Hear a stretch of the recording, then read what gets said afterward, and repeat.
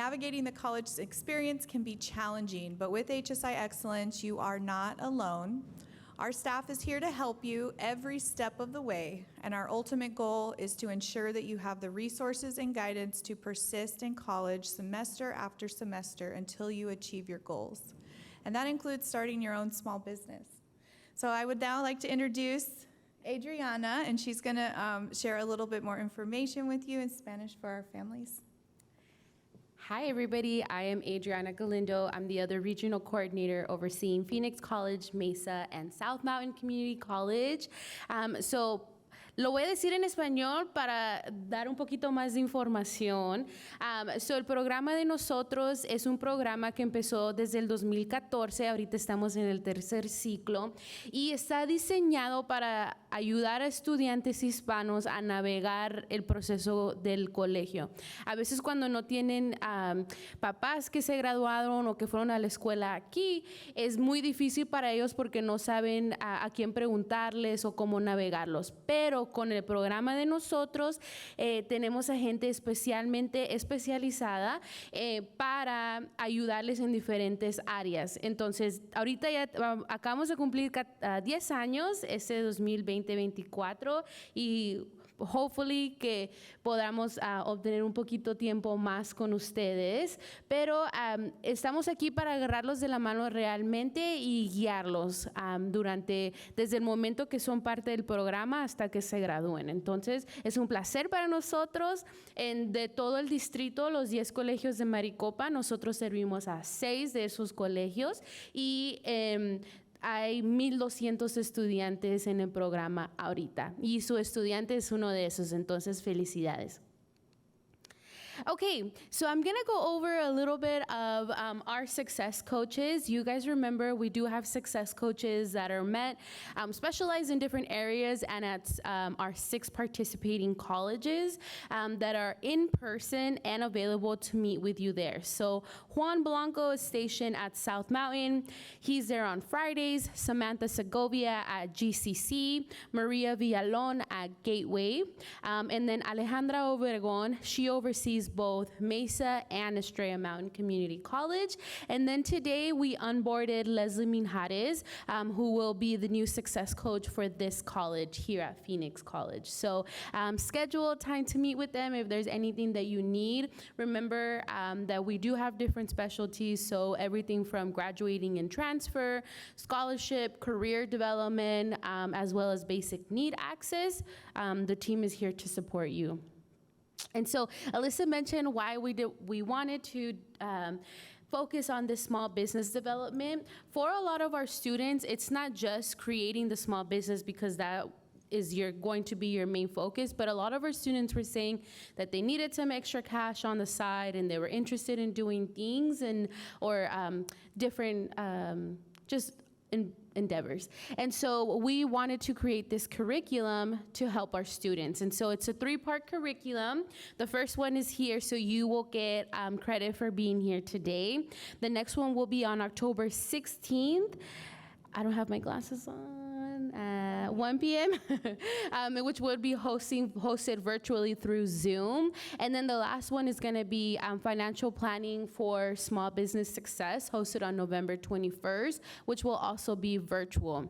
For the students that do attend all 3 sessions, we are going to give you a $50 stipend, which will be deposited just like how your scholarship and basic need access funds are, and that money will be meant so that you can go ahead and get your student membership with the Arizona Hispanic Chamber of Commerce, and they'll talk about the benefits in just a second. And so even if you know of any student that wasn't able to attend today, we'll have the recording available, and then they can go ahead and watch it as well and then attend the upcoming ones.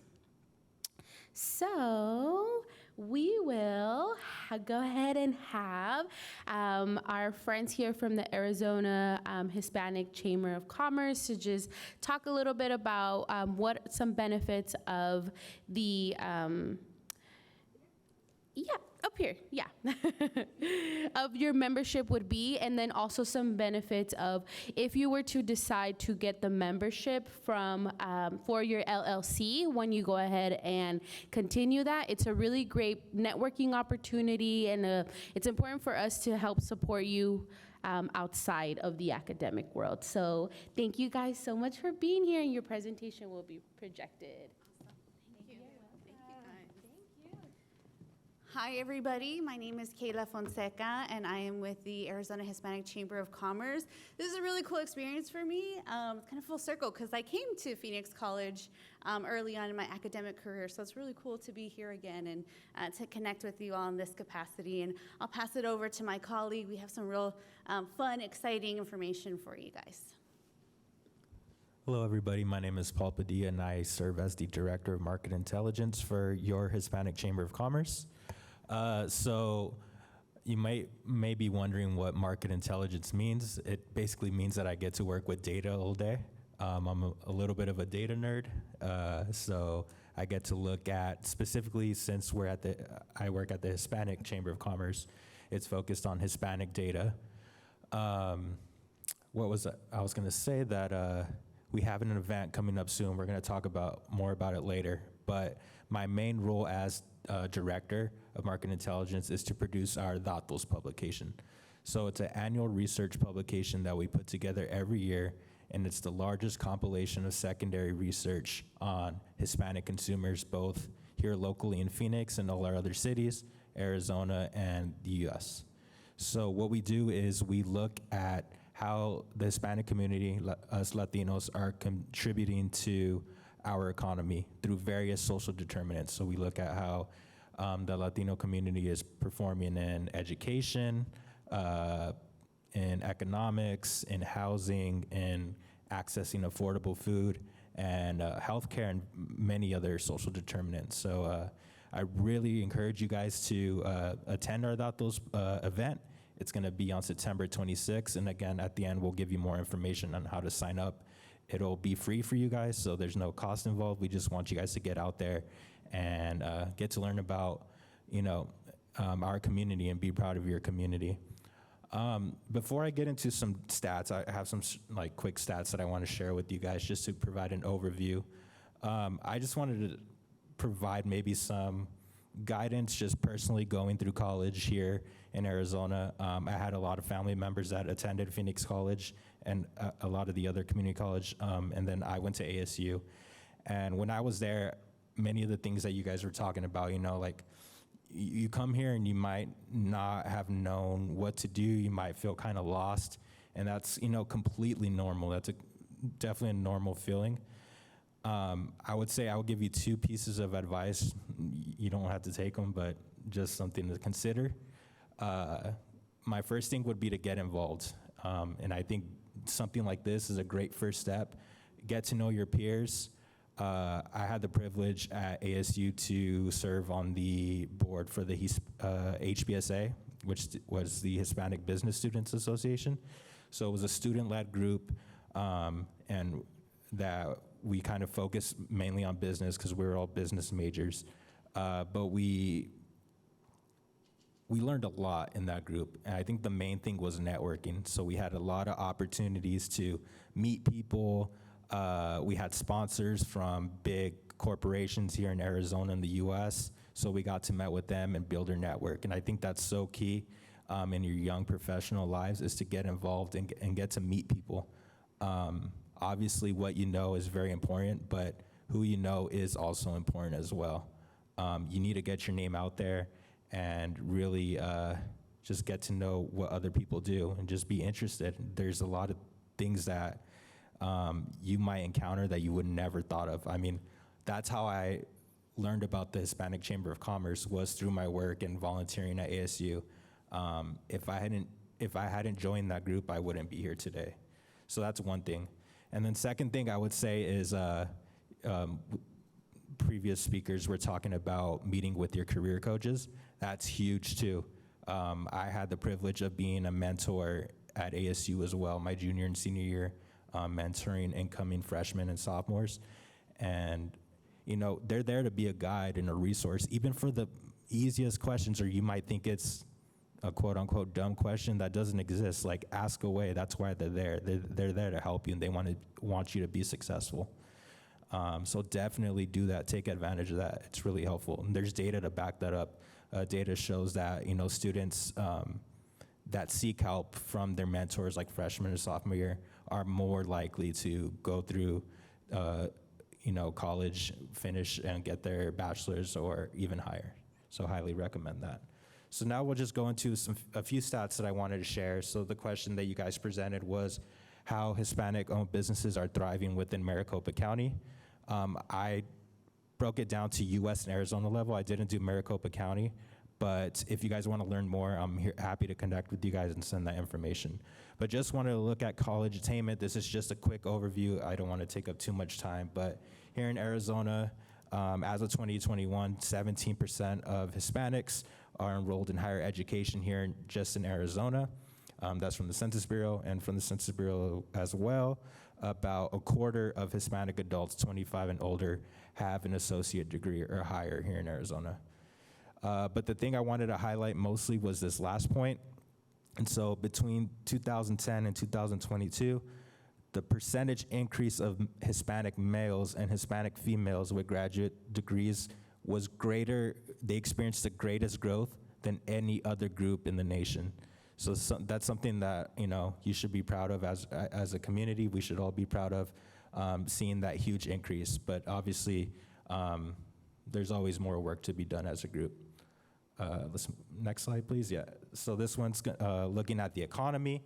So what I wanted to point here is how important we are as a group and how much we contribute in such a positive way. So I just really want you guys to know that we're a powerful group if you really think about it. So this first stat in 2021, U.S. Latino GDP, which basically is just the economic output, the monetary value of all the goods and services produced by a group within a certain period of time, in this case 2021, was valued at $3.2 trillion. Think about that. That's a lot of money. That's how much we contribute to our economy. And our purchasing power is basically based on our income levels, what we can afford to buy as a group collectively is $3.4 trillion. So don't let anybody tell you you're not important, because look at those numbers. For Latinas specifically, it was 1.3 trillion in that same year. So huge numbers there as well. And here in Arizona, Latino GDP as of 2018 is a little outdated, but still huge numbers, 91.9 billion. So I imagine it's much greater now in 2022. The last slide I have, I just wanted to give you an overview of like the Hispanic business landscape in Arizona. So here in Arizona, between 2019 and 2021, the total number of businesses for all groups grew by 6%. But during that same period, the total number of Hispanic-owned businesses grew by 13%. So we're growing at a much higher rate. And here's the area of opportunity, this second bullet point. In Arizona, as of 2021, Hispanics made up 32% of the employed workforce. So about a third of the workforce are Hispanic. But we only own 21% of all businesses. So that's the area of opportunity, right? That difference, the difference between 32% and 21%, 11%. How do we bridge that gap? And that's why a lot of you guys are here today. I know a lot of you guys are interested in starting your own business. I am too, so let's all do that journey together and contribute to our economy. Thank you so much. Thank you, Paul. So there was a lot of vital information, you guys, just about your purchasing power and also about what it looks like to own a business in the state of Arizona and be part of that collective. And we're excited to show you, as a Hispanic Chamber of Commerce, what it looks like to begin a business and the resources that are available to you, because there's a ton of resources out there, you guys. It's just a matter of asking for help or asking those questions, and we want to be a vital resource to you in that journey. So the benefits of a student LLC and membership with the Chamber. Are there any current businesses, small businesses in the room? Anybody have a small business, maybe a side hustle? Ooh, Latinas, thank you for being part of the largest, fastest growing segment. Awesome. Anybody else? that's okay. If anybody would like to or is interested, definitely come chat with us after. We want to talk to you guys about what that process looks like. And now that you've been gifted a membership to the chamber, please use it. Please take advantage of the resources that I'm going to go over. Some of the benefits of being having a membership to the Arizona Hispanic Chamber as a student is, one, you get access to a ton of networking opportunities. We host about 60 events per year, 6 signature events, and the rest are dedicated to building your network, to meeting different industry leaders, to meeting different community leaders. It puts you in the room with key people that are going to help you accelerate your business or just provide a point of mentorship or reference. So we invite you guys to join all of the networking events that we have. Those are free to you, and just be part of the different opportunities that exist. Another piece of great value when you're a member with the Arizona Hispanic Chamber of Commerce is that you also have access to our programs. So for any of you guys that haven't taken that leap to become a business owner, we have different resources that help you legitimize your business and scale your business. So helping you when it comes to finding how to create an LLC, how to gain different certifications. Maybe you're along the lines of looking into growing your business and going into federal contracts. We have different resources and programs that will help you get there. If any of you guys are looking into grant work and there's a grant that you want to look at that's going to help your business grow, we provide technical assistance to get you there, to be that prime candidate that those grants are looking for. And so, as you guys know, you have been gifted with that, the membership to the chamber. This is a QR code, so if you want to take out your phones and follow that registration link, and once the funds are deposited into your account, you can complete membership with us. But I want you guys to have that so that you guys, and we were going to raffle them, but you got gifted them, so congratulations. That's a really big gift, you guys. I wish I would have had that going to school, so please take advantage. And if there's any parents or aunts, uncles, anybody that you know that have a business and they're and you think, hey, the Arizona Chamber of Commerce would be a great resource to them, please extend to them this information. There's many benefits to also finding work. If you're looking for, we have job boards within our membership. You have access to our CRM system also, so you can easily post about your product, any specials, look into the community calendar to see what's happening around the valley. There's so many ways that you guys can get involved and connected as well. One of the things that we value at the Arizona Hispanic Chamber is our students and education. It's one of our top 5 pillars. Our pillars consist of education, economic development and capital readiness, market intelligence, as we mentioned, and capacity building, and there's one more, and advocacy. And so as education is one of the pillars that we really bring awareness to and advocacy towards and support to, we have scholarships available. And so if you follow that website right now, our scholarships will renew or be open again in February. So when the time comes, I encourage you all to go to that website and apply for the scholarships that exist. There's money out there, guys, and we want you guys to have access and attainment towards. I want to talk a little bit about our programs that we offer to help build and scale your business. And so one thing that is true is the Arizona Hispanic Chamber, within it, is the only minority business development agency in the state of Arizona. It runs through our chamber. And so with this program, we help our minority business owners look at their financials, make sure that their ducks are in a row, so that they can get access to other opportunities. We also, a large part of our federal contracting work runs through this agency. So, if you're in the trades and you're legitimizing your business and you want contracts with the federal government, that is the place to get connected with and to go through. Again, it runs through our chamber, and it really helps in a lot of different areas. Again, there's also money out there for that. Our NBETSI is our program for our Native Americans, Native Hawaiians, and Alaska Natives. So with this grant, we're not able to only serve those groups in Arizona, but also different areas such as Utah, Nevada, Colorado, parts of California, and Alaska. And so if there's any groups that identify under that network and have a business, please let them know of our services. We want to make sure that we're serving them well. Our Ascend Phoenix is another program that we have available. At the end of these small cohorts, there's funding available as well. And so when that opens, we encourage everyone to apply. And you're able to see all this information on our website also. Our capital readiness is one that we just came into this year. The Biden administration put some funding aside, and out of the 43 applicants, only 18 were chosen. We were the only one in Arizona to get this grant. Over a total of we'll be receiving $3 million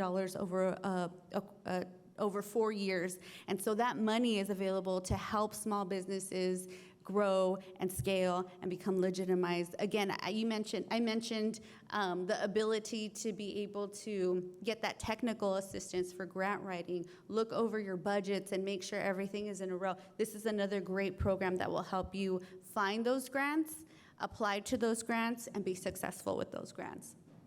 Elevate Together is another great program that we have as well. We partner with our U.S.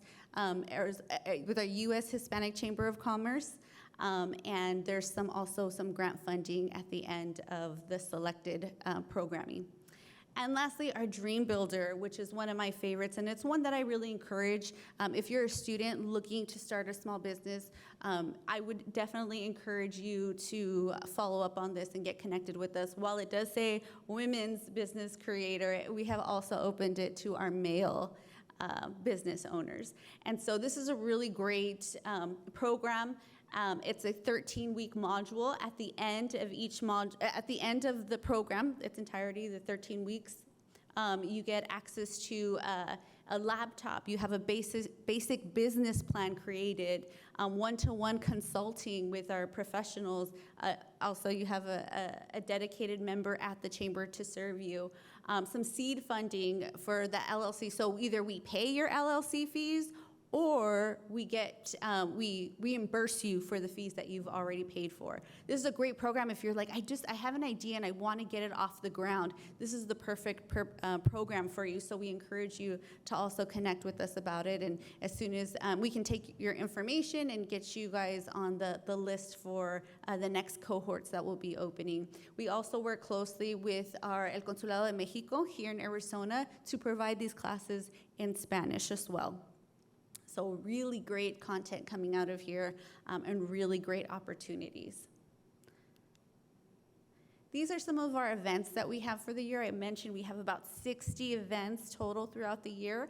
6 of them are our signature events. One of those signature events is Datos, and so I'll talk a little bit about Datos. But the rest, like I mentioned, is all networking. It's all opportunities for you to meet someone and connect with. Maybe there's something that a business that they have that they've launched that you're maybe like, hey, how do I do what you do? Maybe do it differently. This is a great way to meet those folks and get connected to mentorship as well. These are some of those events for the end of the year. Our Datos, like we mentioned, is coming up, and we're very excited for all of the data that's going to be presented there. We also have our Business Diversity Summit for our procurement folks, and then that golf tournament at the end. That's all fundraising for those scholarships that will be available in February, so don't forget about that. Lastly, our Datos Scholars. So this is something that was really, that we're really excited to share with you guys. The Maricopa Community College corporate offices have purchased a large quantity of tickets for Maricopa community students. So if you have your phone, go ahead and follow that QR code. It'll take you to a registration site where you'll put in that complimentary code, and congratulations and welcome. That is your free ticket to Datos this year. Please feel free to share that with any friends that you have that are also students here, so that way they can join us as well. that night, or that day, sorry. It's morning, it's not the night. And a light breakfast. So I'll give you guys some time. Yeah, I'll give you guys some time to follow that QR code and put in that code.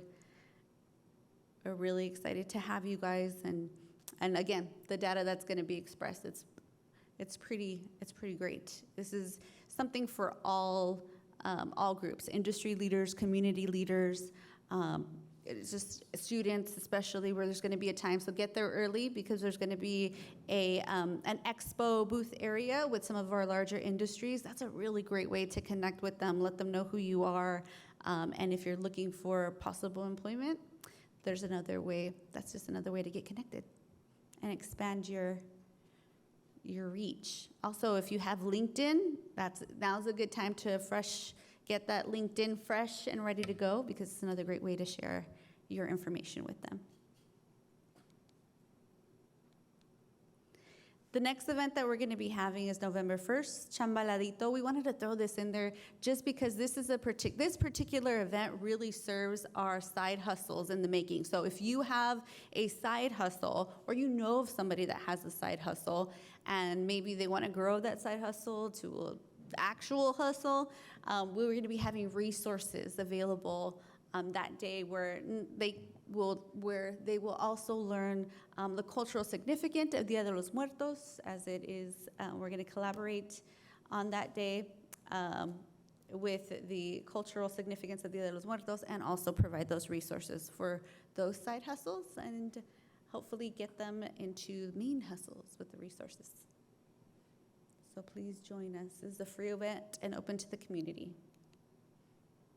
Before I close, I just want to let you know, prior to working at the Chamber, I worked in higher ed for a long time, and I was a first-gen student myself.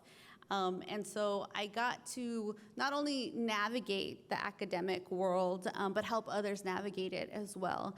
I got to work with a lot of great students and a lot of mixed status families. So I know the importance of turning your business, or having to turn your passion into a business to generate revenue. And let me tell you, we want to come alongside you and make sure that as you walk that path, you're not walking it down alone, but you have somebody there to guide you, because it could get tricky. There's a whole piece of me. I'm a native English speaker. Sometimes the language in there still catches me by surprise, and I need that extra assistance. So please utilize us as a reference, and make sure that anything that we can get you access to, ask about it, because if we don't know, we know how to connect you. So thank you guys again for joining us and letting us share a little bit about what we do. We also have a raffle for some tickets. So when you walked in, you assigned your name in and shared some info. And so we like to give gifts. We like to give things away. So let's get a lucky winner. I believe the winner gets tickets to a D-backs game. Wow, that's a good one. While we're doing that, one thing I just wanted to add, I know we're emphasizing a lot about, if you have a business to, get involved, and that's great. But also, if you don't have a business, that's okay too. Please come to our networking events. I think those are the best. You get to meet people in different industries, in different corporations here in Arizona, and it's just a great way to start getting your name out there. So please come to those. You guys have a free membership once you guys complete your three meetings here, so it's a great opportunity, so please take advantage. And the winner of this raffle is Ruth Romero. Ruth, where you at, Ruth? Are you here? Oh, yay, there she is. Awesome, Ruth. At the end, we'll have your tickets available for you guys. Thank you again for having us, everyone, and we will be here at the back table if you need more information. Also, here's some ways to follow us. If you don't follow us, I encourage you to do so. Again, all of the opportunities that I was sharing, we'll have it on our social media platforms, and our newsletter and distribution sites. So check us out.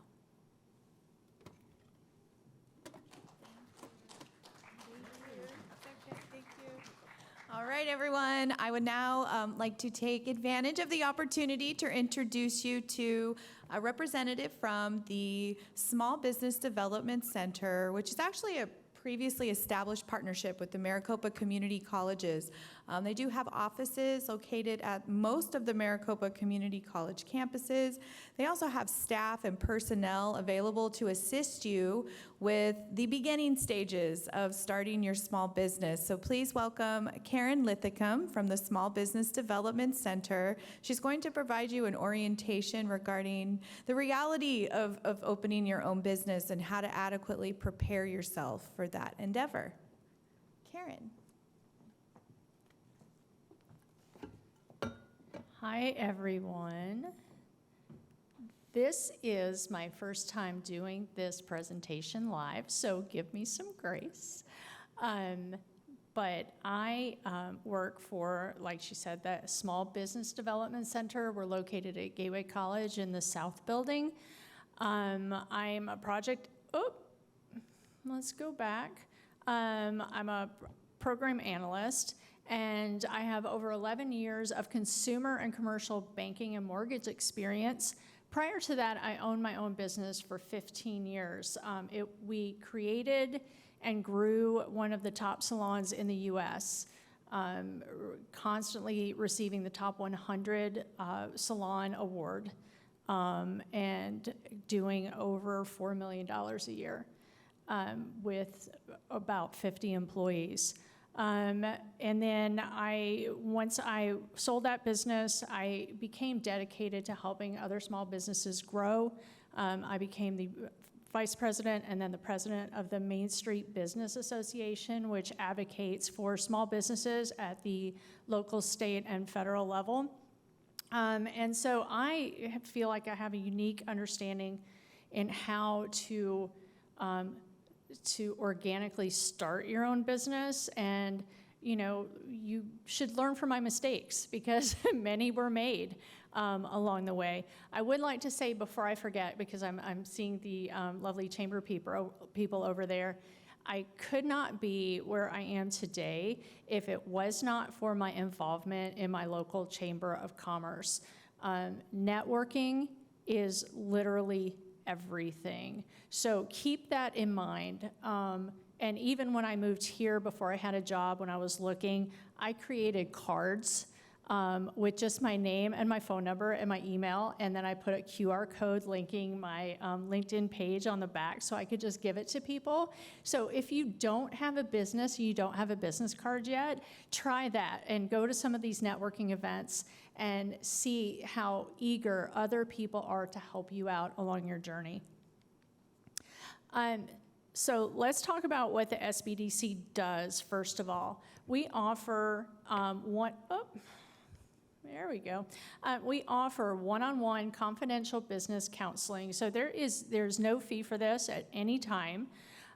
We offer specialty areas of assistance in exporting and technology commercialization. We have 2 exporting specialists, and we have 1 technology commercialization expert working out of our office. We offer no-cost, low-cost training programs. Those are all listed on our website. And I apologize for this because I did not put the code in here so that you could request counseling, because usually I give this presentation to people who are already in our system, who already know how to access this. So if you'd like some more information on that, please just see me after the presentation. We also offer access to tools and resources. So we have a great program called Live Plan. If you need to go to a bank and request financing, or you're looking for investors, they will want to see on paper what you think that you can provide. And so we can help fine-tune those. Some of these business plans are 40 pages of very professional looking plans that are free of charge to you. We can also help you prepare for government contracting opportunities. Now, one of our partner organizations is Apex Accelerators. We do have a representative that works out of our office. There's also 3 others in the state, 1 in Tucson, and it just keeps moving forward. And so there are a couple things that you do need to understand. A lot of people come to us and say, I want to be a government contractor. And we'll ask, well, what do you do? And they're like, well, I don't know. I just want to be a government contractor. So you do have to have preferably a 2-year experience in your business. So they like to see financials for 2 years. They want to know that you're capable of fulfilling a government contract. Has your business been generating revenue for that long? The big question, and this will come up later, is are you credit worthy? So most small businesses, when they receive a government contract, maybe you have a business and you have 5 employees, and to fulfill that contract, that means that you're going to have to upscale and maybe buy new equipment, maybe hire an additional 20 people. And you have to be credit worthy enough to be able to do those things right away. There is a great little section on the SBA website at sba.gov for federal contracting. So you should check that out. And when you're ready, feel free to contact us, and we'll get you involved with Apex. Some things we can't do it for you. You will see a lot of small business people that want to, I don't know how to do a plan. I need you to do a plan. There are certain things that you will have to pay other people to do. Legal questions, accounting questions regarding income taxes. We can't do those things. We also can't write your business plan, because your business plan is about your infant business. It's about your baby. And so we can't tell you how it should be. What we can do is you can run ideas off of us. We can tell you, hey, we have found this, or, that's not legal, things like that. But so you have got to put in the work, and you have to get up every morning and want to make your business the best it can be. So let's talk about why. Why do you want to own your own business? I love this quote. I just added this slide. The best part of owning a business is that you get to choose which 80 hours a week you want to work. So if you think that owning your own business is easier than working for someone else, you would be wrong. It is probably the most rewarding thing that you will do, but it's also one of the hardest. So I do like to tell everyone before they spend a large amount of money to establish their business that you do need to be ready for this to be all-consuming. So some reasons that people do want to start a business is, maybe you do just want to work for yourself. Maybe you've had a bad experience working for someone else. Maybe you think that you can do better, which is how we started our business, quite honestly. Maybe you want to follow your passion, and maybe it's something that nobody else is doing. And so you think that you can create this amazing thing that is unique. Maybe you want to improve society, and maybe you've invented something like a game changer for biomedical or something like that. And we have people through our organization that are doing that right now. And maybe you just want to create. Maybe you have art. Maybe we have tons of artists that come to us and say, how can I monetize this? So you need to also be expecting the right things out of owning your own business.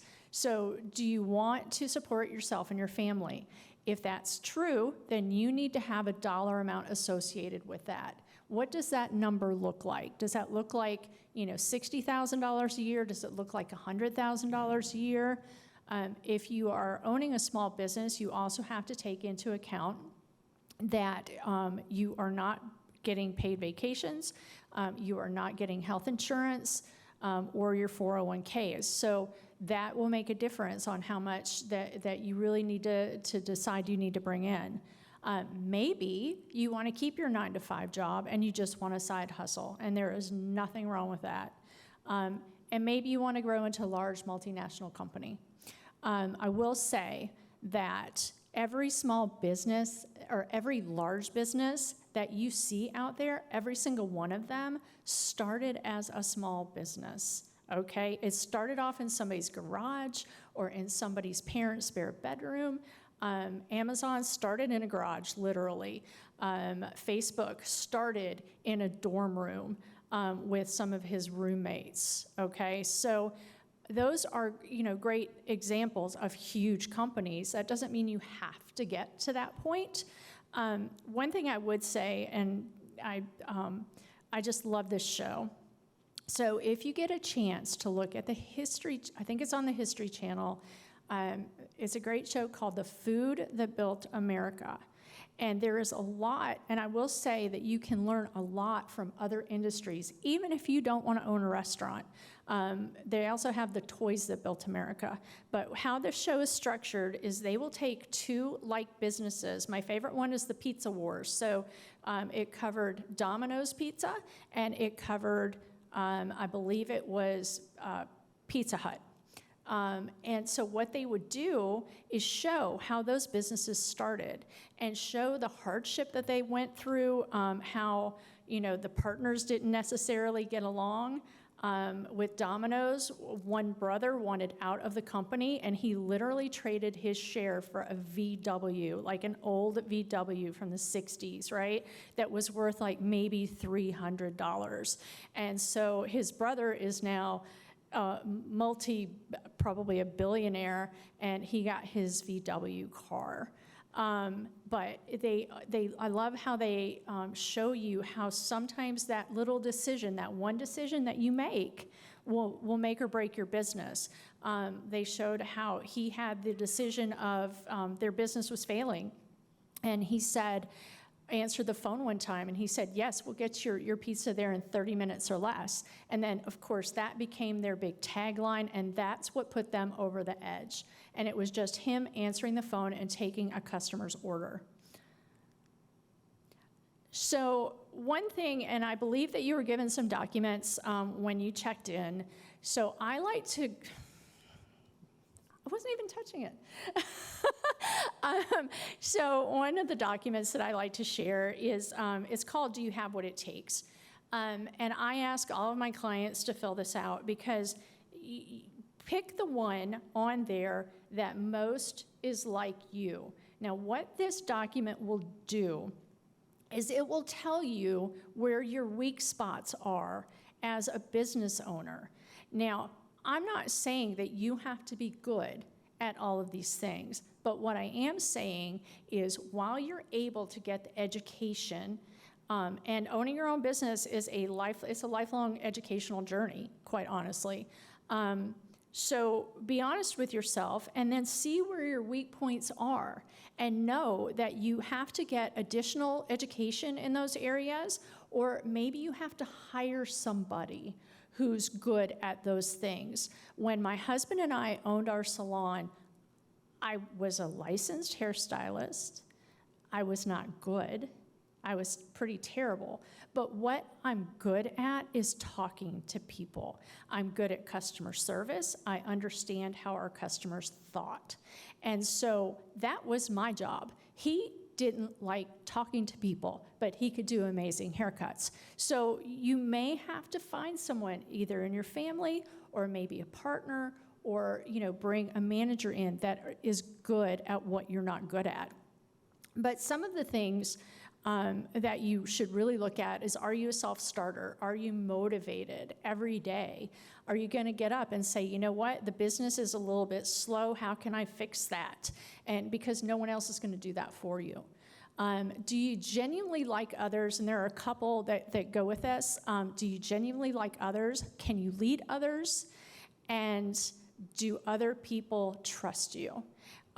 Those are all very important because you're going to have customers. Those customers have to be able to trust that you're going to do what you say you're going to do.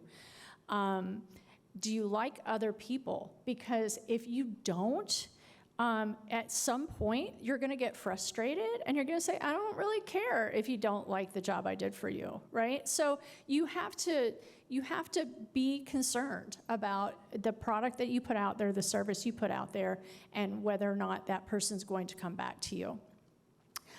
Can you lead others? Inevitably, if you grow as a business, you are going to bring on some people on payroll. And so you have to be able to give them your vision. You have to be able to communicate that in a way that if you stepped away from the business or for vacation or whatever, they would be able to continue it on for a reasonable amount of time without you. Are you decisive? Because again, sometimes that old saying, you snooze, you lose. Sometimes you have to make an immediate decision. And so, you have to make the decision and you have to make it work. And are you easily stressed? So this is, this is my favorite, honestly. I cannot tell you how many vacations. We went on a vacation, our first one in like 3 years one time. We got a phone call at 12:30 at night, and it was that our business had been broken into. They had smashed our front windows.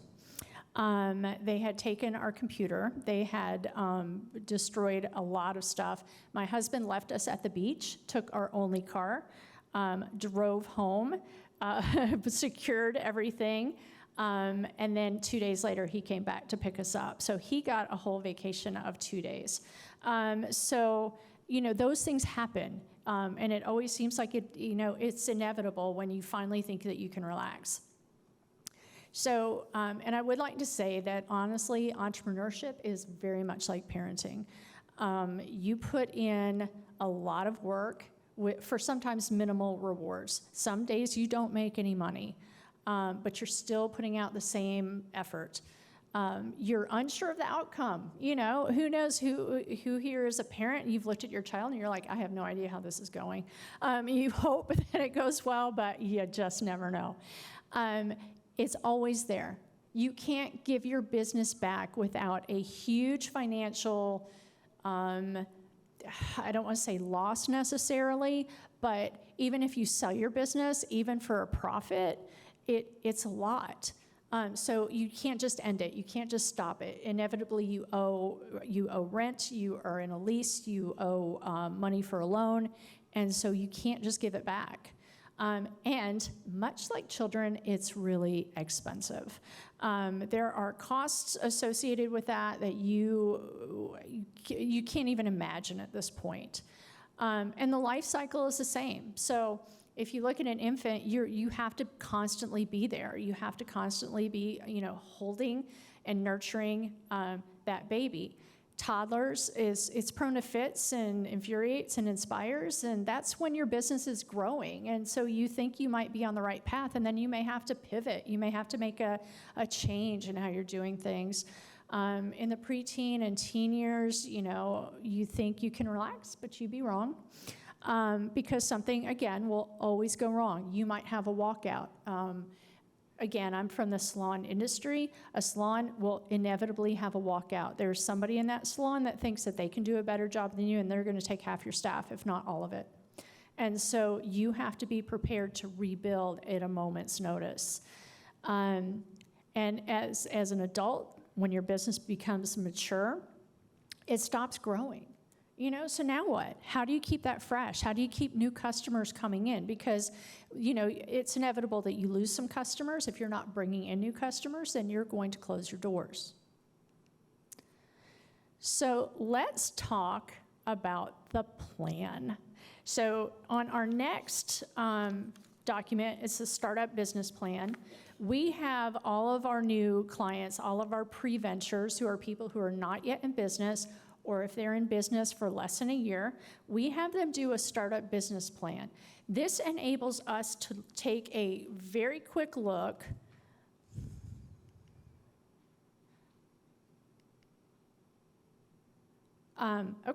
So it enables us to take a very quick look and see where you need us to help you.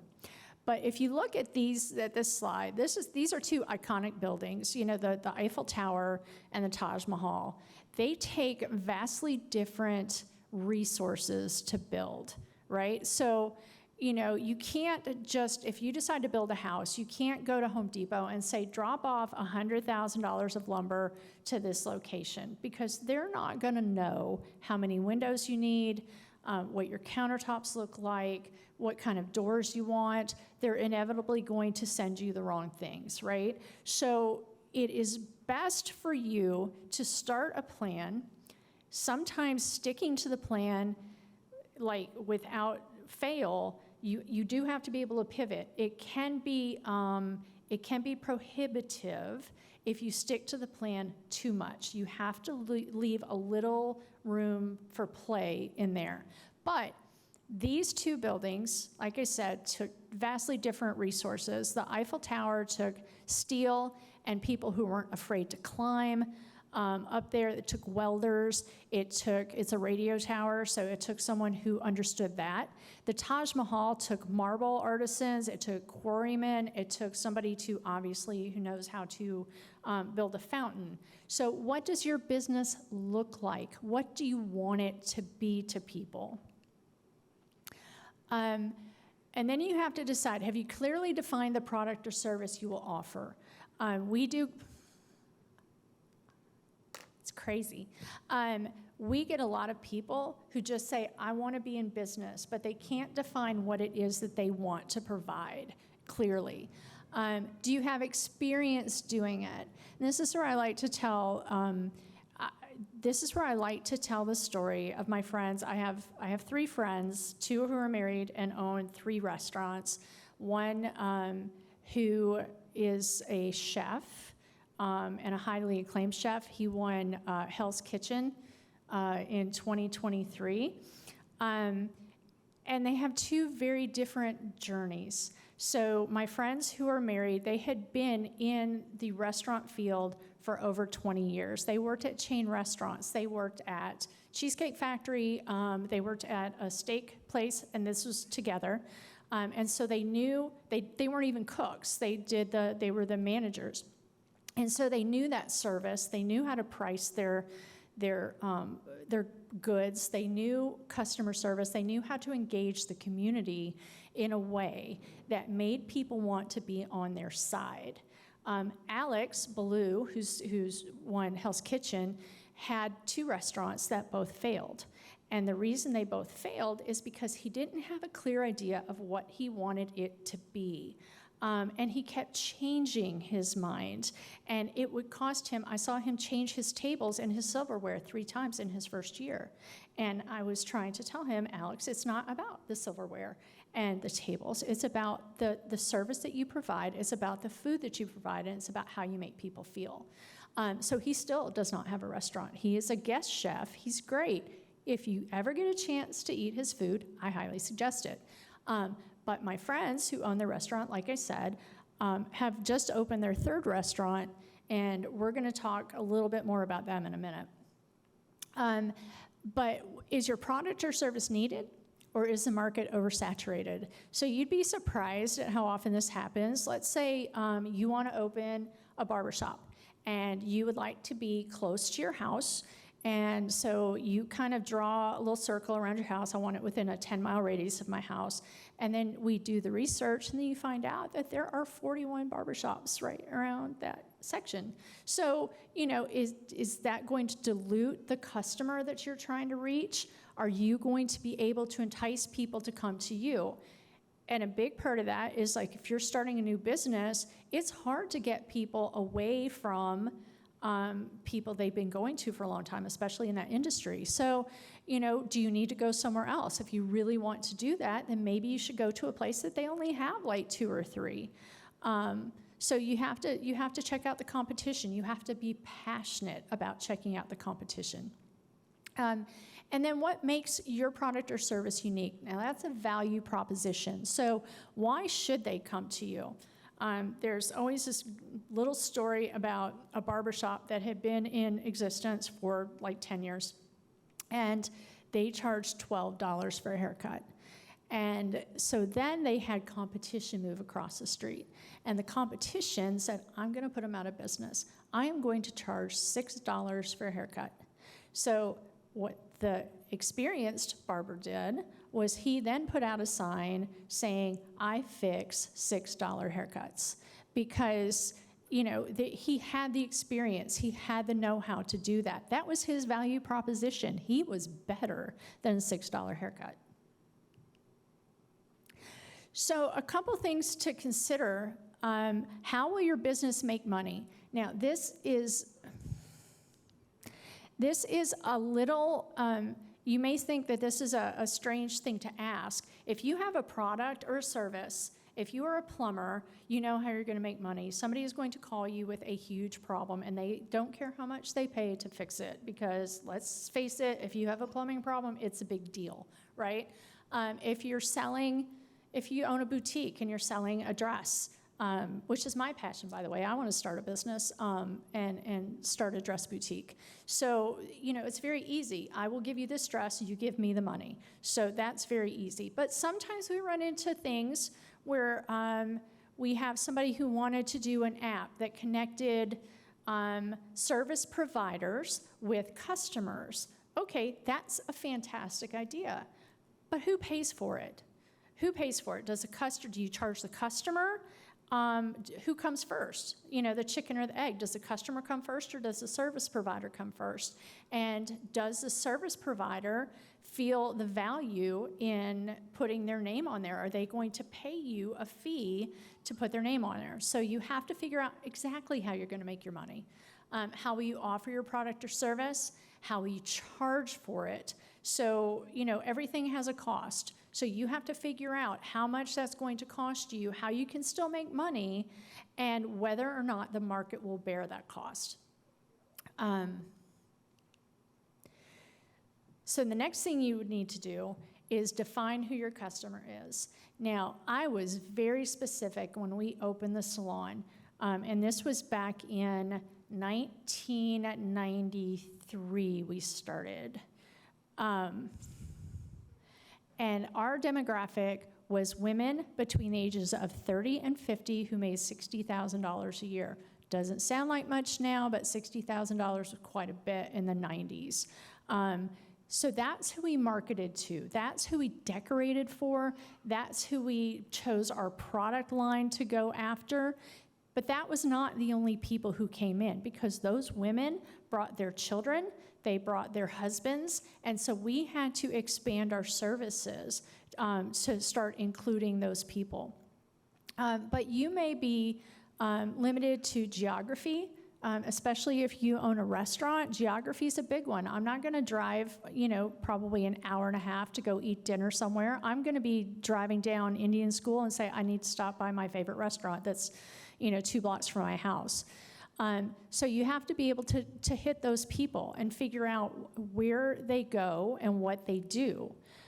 Purchase behavior. So is this a one-shot deal, like, your plumbing? Hopefully they don't need to come back every week, or is this something that it's a subscription for every month that you purchase? And then you have to figure out who the end user is. A good example I have is that if you own a tutoring service and parents pay you to help their child get through math, what happens, though, if the child hates coming there, right? So who is the end user? Honestly, it's not the person paying you, it's the student that's coming into your business. So you have to know who that end user is so that you can market to them, even once they're in your business. And then you just need to focus.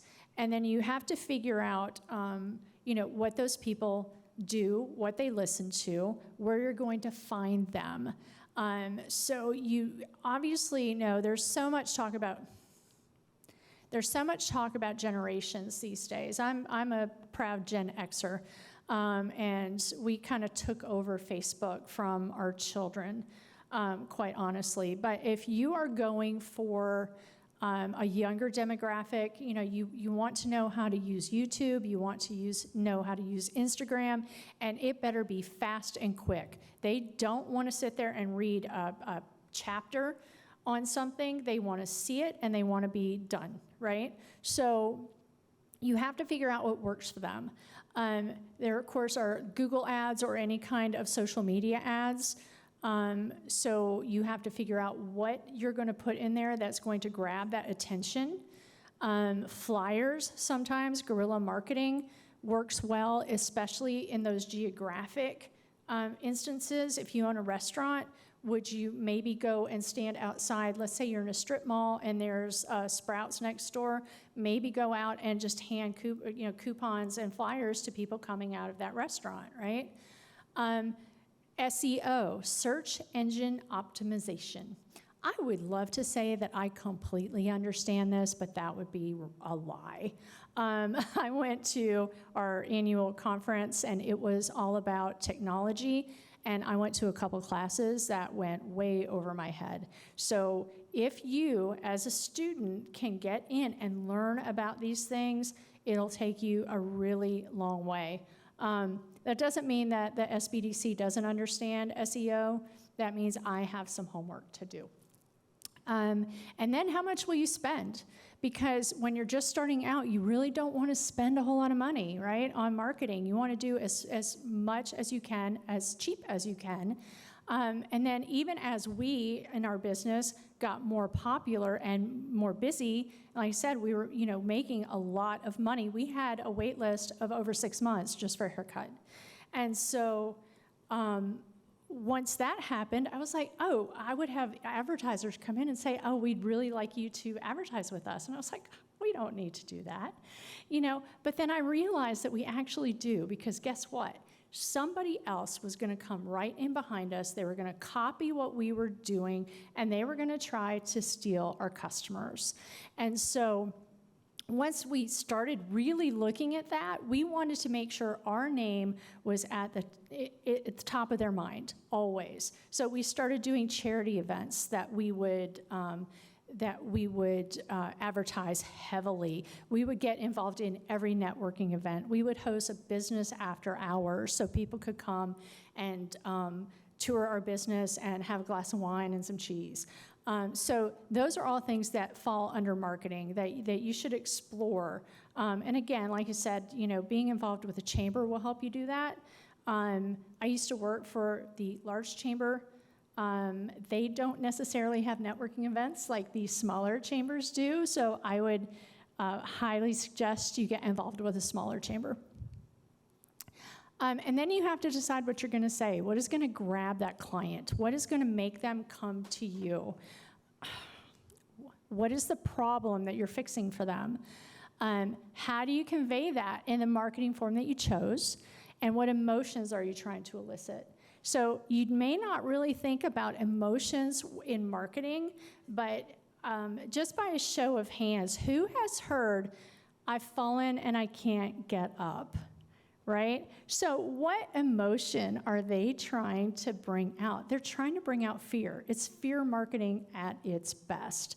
But that has to, I can't remember the last time I saw that commercial, but we still kind of joke about it, right? I mean, I still, Mom, have you fallen and you can't get up?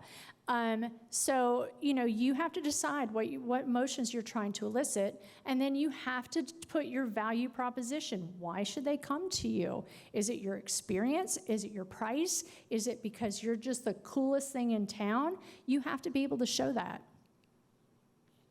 So let's talk about funding, and this kind of goes into the next, the startup business expenses, because you should know as much as possible how much your business is going to cost you, okay? Because I wasn't even touching it. That's crazy.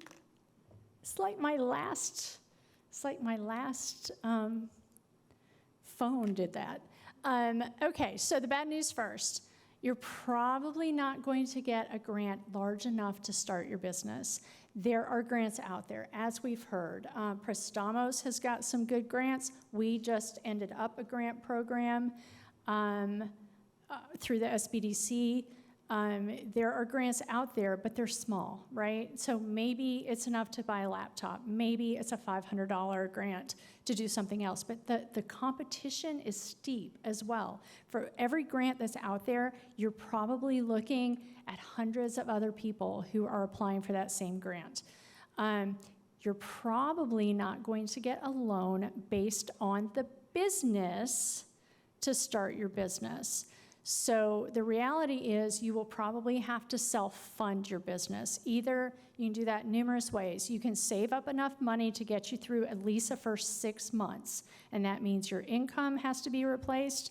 That means that you have to have enough saved up for your inventory, for your rent, whatever that looks like. Sometimes people use their credit cards. I've talked, numerous people have maxed out their credit cards. Problem with that is that if your business fails, you still have to pay those, right? You can't walk away. Everybody thinks, oh, I'll just declare bankruptcy. It's not easy, and it will mess you up for years.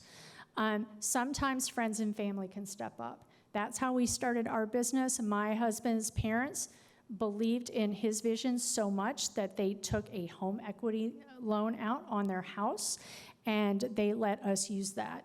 Now, I will say that you better be close to them, like really close, and you need to make sure that they are fully on board, because it made Christmas really awkward when we had made decisions that they didn't necessarily agree with, and they're like, oh my God, what's going on?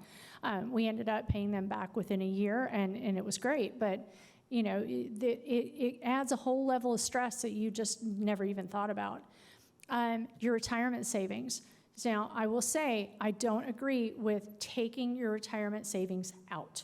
But there are ways that you can take a loan against your retirement savings, and it's a much lower cost than if you went to a regular bank and took out a loan.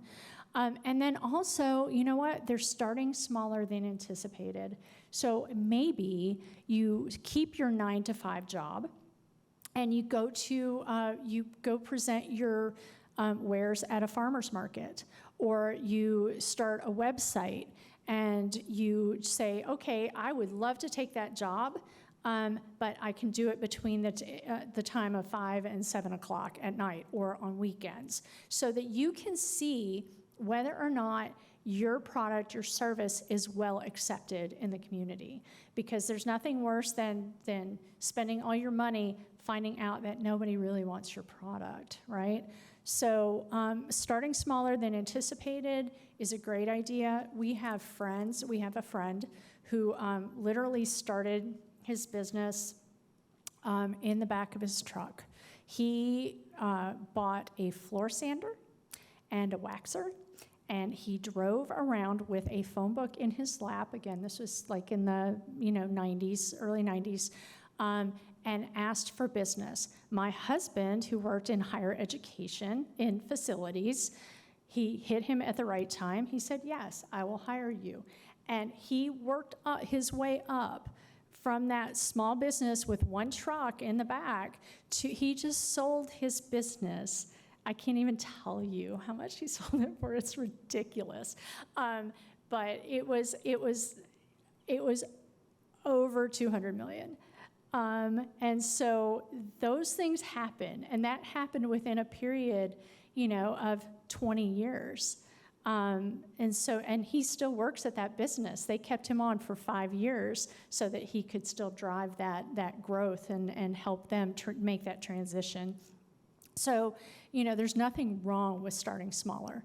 Now, I always like to interject here. I don't have any slides about your personal credit score, but I will say that if you do not understand your personal credit, if you don't understand it, that is going to be the absolute best thing that you can do for yourself in life right now. Because what your credit score does, and a lot of people disagree with credit scores, but as a former banker, I understand it. Back in the day, back in the 1800s, in the early 1900s, you knew your banker. It's probably a neighbor. It was probably somebody in your community that knew everyone, and they would literally say, oh, well, yeah, I'll loan you money. Here's my handshake, and I know you're going to pay me back, right? Or looking at this person and saying, I'm not going to loan you money because you're shady. So they knew, right? But in this day and age, you know, you're lucky if you know your banker. I was a banker. I like to know all of my clients, but they just don't know you. And so your credit score is the only thing that they have to go on whether or not it's likely that you're going to pay that money back. So if you don't understand it, there are classes that you can take, but I will say that 720 is really the magic number. 720 credit score will open doors for you that credit score in the 600s just don't. So on this sheet, the startup expenses, what you need to do is really envision what your business looks like. So if you want to open, like I want to open my dress boutique. So I have a vision of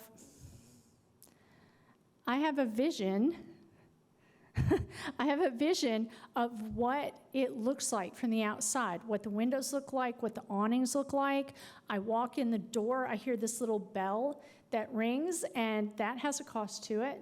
The fixtures in your store have a cost. How you're ringing people up. Do you have an old-fashioned cash register, or do you have a tablet? That has a cost. Just using Square has a cost that you have to figure out.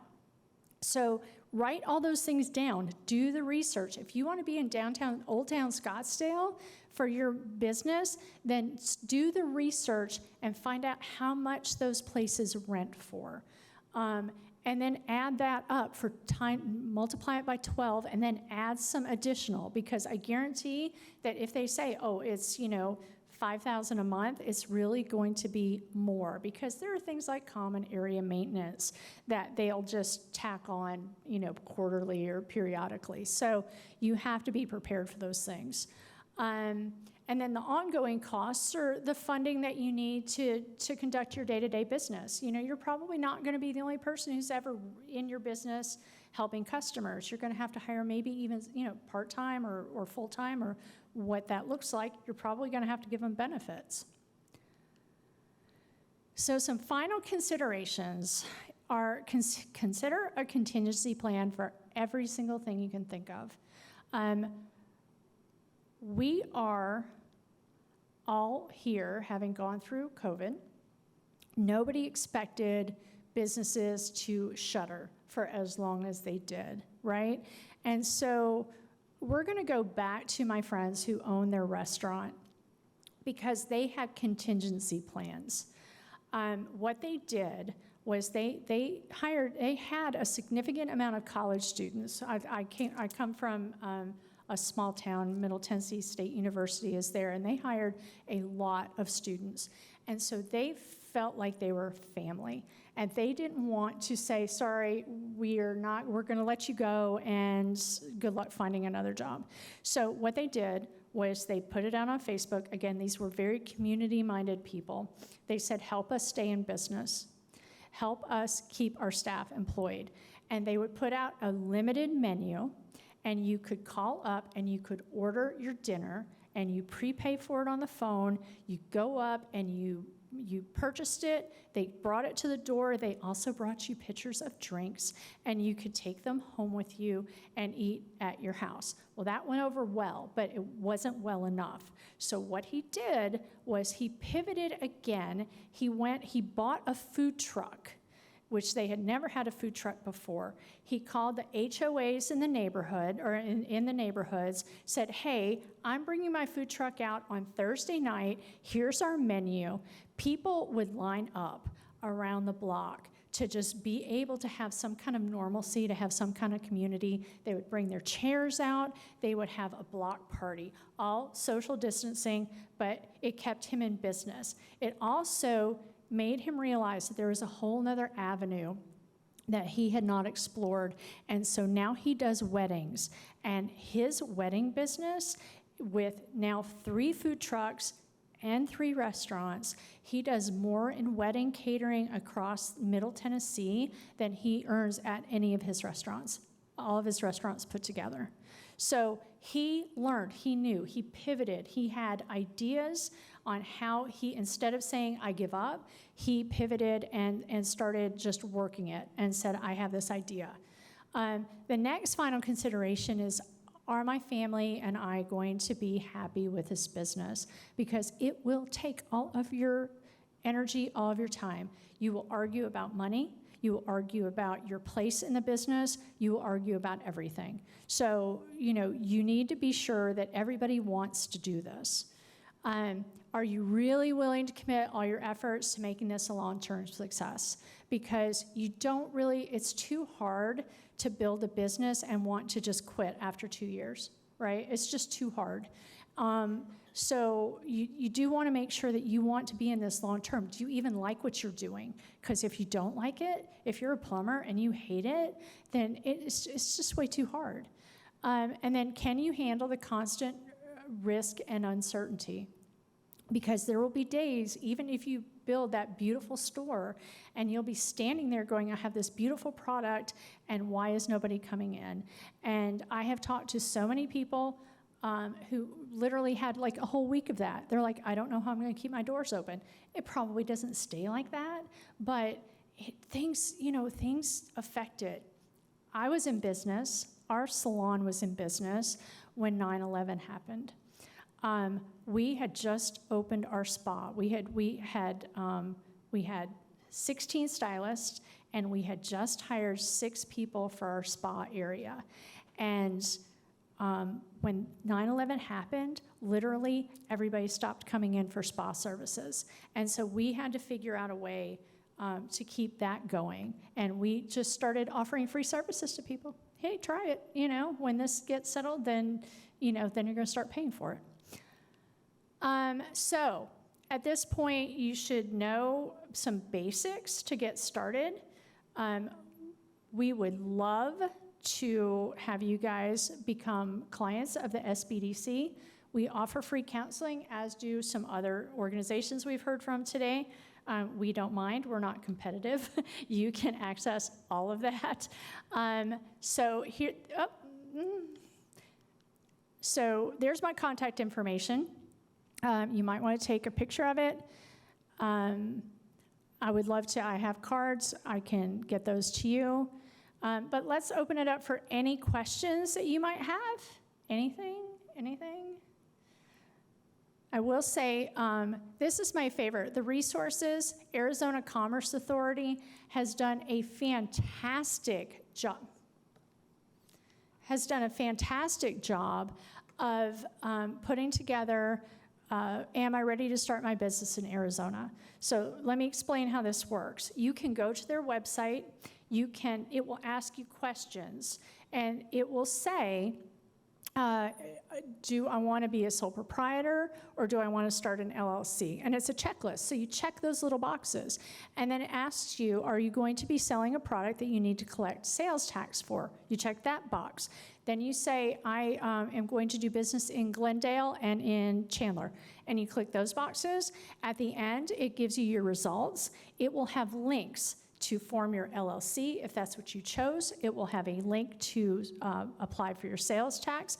It will have a link to the city of Chandler and to the city of Glendale to tell you what kind of business licenses you need for those areas. So I love this. I go through this with clients all the time. It seems like it's intimidating, but if you should go on and just play with it and see what that looks like. And then Phoenix Hub is also another organization that does free counseling.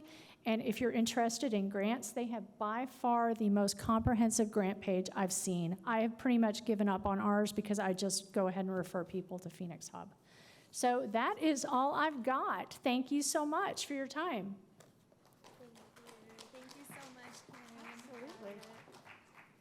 All right, everyone. Thank you so much for your time this evening. I have 2 very important announcements, and then Adriana has some as well. So we do have food set up for you outside, a beautiful selection of nachos and corn and juice. And please stop by and grab a snack on your way out. But don't forget, we also have our evaluator here this evening. And if you are a student in the program, I strongly encourage you, or I'm asking you, please complete the survey with Phil. He's in the lobby. He will be providing a $10 gift card to you this evening for your participation in the survey. The survey is very helpful for us. It allows us to continue to provide support, assistance, and resources to students. So thank you for your time. Yeah, and then just lastly, just want to remind you guys that there's 2 more parts to the passport that we have for financial literacy this fall semester. You can register for those on our Canvas page, and those will be virtual. And then, where is Ruth Romero? Ruth, the chamber left you. You were the winner of 2 or some Diamondback tickets. So yeah, we'll bring them to you. Congratulations. And like Alyssa said, so we are concluded for today. We do have the elotes, the agua fresca, and some nachos outside. So stop by, take some food home with you, and thank you so much for being here today.